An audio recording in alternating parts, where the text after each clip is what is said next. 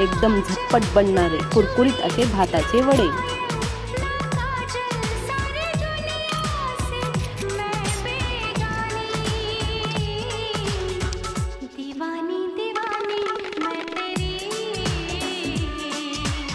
इथे मी घेतला आहे आपला भात, कोथिंबीर, कांदा, लाल तिखट, हळद, मीठ आणि 4 चमचे बेसन पीठ हे सगळं घालून छान मिक्स करून घ्यायचं।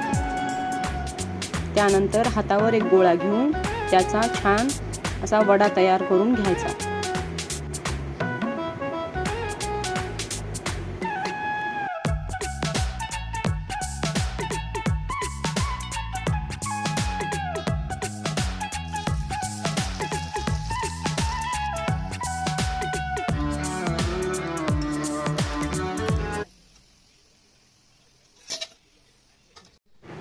रेसिपी आवडली असेल तर लाईक, शेअर, सबस्क्राईब।